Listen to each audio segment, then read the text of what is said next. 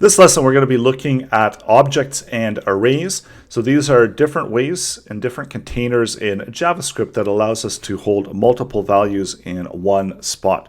So let's select and create a variable just as we were doing before. And for this variable, this one's going to be an array. An array can contain multiple values. So in this case, we'll set up a bunch of numbers there. So 1, 2, 3, 4, 5, and 6. And if we want to select the values of the array, we have some default array values such as the length. So we can output the length of the array. So I'm going to do that within the console. So we've got our array. You see all of the items contained within the array. For the array itself, we have a length value, so that will tell us how many items are within the array. If we want to return back a specific value, we look at the index value that we want to use.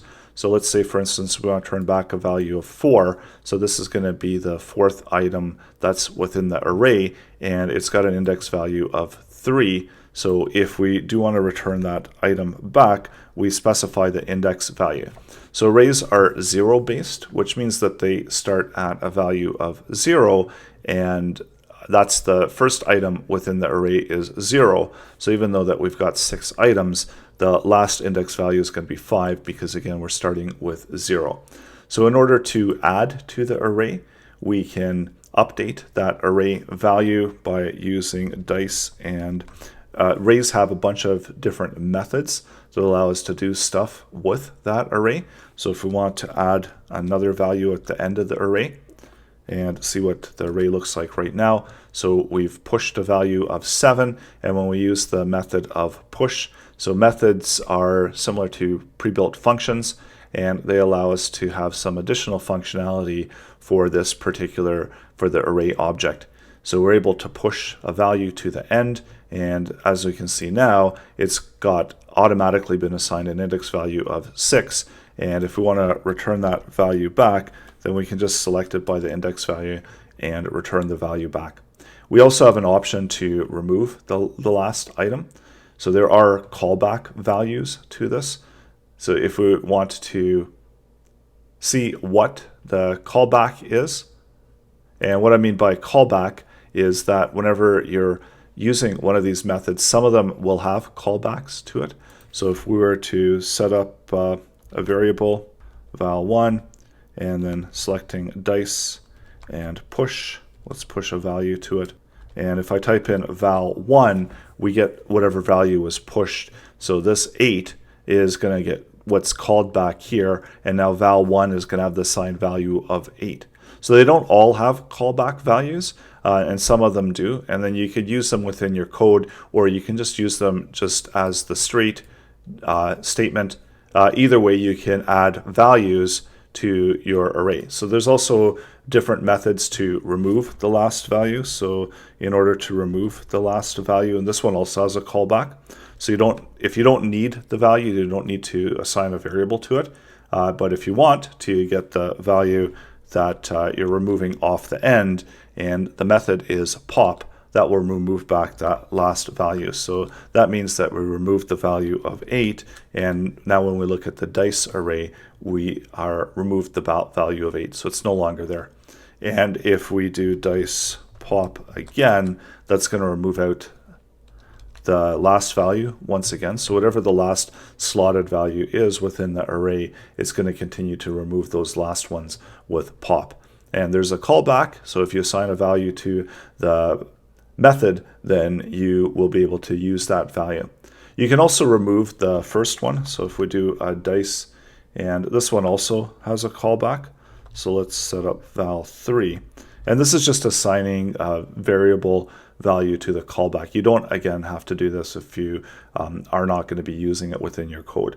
So removing the first one, we select the array that we want to remove, and we use shift in order to remove the first item from the array. So let's take a look at the array now. So we've removed out 1 from the array, so we just have it starting with 2, and if we see what's contained within val3, we get the value of 1 is contained in there. You can also add to the first, so let's do that one. And the adding to the first is unshift. So let val4 and dice and unshift. And then we can specify whatever value we want to add. So let's add the number value of 0. Now let's output dice. So we've slotted using unshift 0 in the beginning. And if you want to find out more about what methods are available for JavaScript arrays, you can always go over to the MDN Mozilla Developer Network. So it's got a listing of all of the common methods that are used. So here's returning back by index position. Here's the creating the array. There's also looping through the array, so we're going to look at that. Here's adding to the end of the array. Here's add an item, remove the item from the end of the array, so that's pop. So push, pop, shift, and unshift. And there's also ways to remove items depending on its index position. So you can use splice to select its index position and remove out whatever number of items you want to remove out. So you can specify that as well. So let's try that one, and then also you can copy arrays as well. And there's a ton of different array methods here that you can see it on the left-hand side. So you can loop through, you can check if it includes values, you can get the index of. So that one as well is commonly used for arrays. So try out a few of these, and let's go back into here, and I'll clear out the console, or just use the clear. And we still have the array of dice. And if we do index of whatever value we're looking for, so if we're looking for 4, we get an index value of 3 being returned. So 0, 1, 2, 3. And that's going to correspond with the value of 4. If we're looking for a value that's not there, we're going to get a value of -1. So if there's no index value of it being returned, it's going to be returned back as -1. So there's also splice that we saw. And what splice does is this allows us to remove an item by its index value. So let's remove out 4. So that's the start position. And how many items we want to delete. So just do 1. And so that's going to remove out at position number 4, which was equal to 5, and removing out the 1 item. So now if we look at the dice array, we've removed out that item at position 4. And if we do the splice again, and let's do position 2, and we'll return back 2 values, and also we'll use the callback.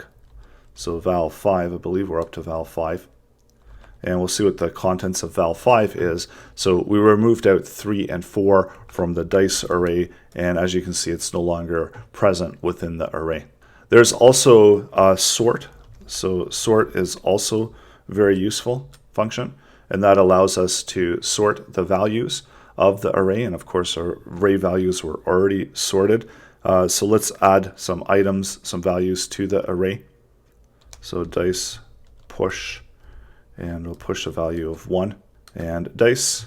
So now let's try the dice sort, and it's going to resort our array in a numerical order. So you got to be careful with this, because the way that this sorts is it sorts the order in ascending and converting the elements into strings when comparing their sequences. So this can be a little bit tricky. It works well if they're all numbers or if they're all strings. You can also loop through each one of the array values using for each. So let's try that one as well. So dice and for each. And then we're looping through each one of the values. We'll use the arrow expression. And if we console log out E, let's see what that gets returned. We see we're looping through and we're returning back all the values that are contained within the array. And as we loop through, we get the value. And we can also return back the index and the array itself. So if we want to see the index value, and then also if we want to see the array, that's all contained within the for each loop. So those are some options that if you do need to get the index value, then you can select those. And that actually should be val. So we see the value, the index value, and the complete contents of the array.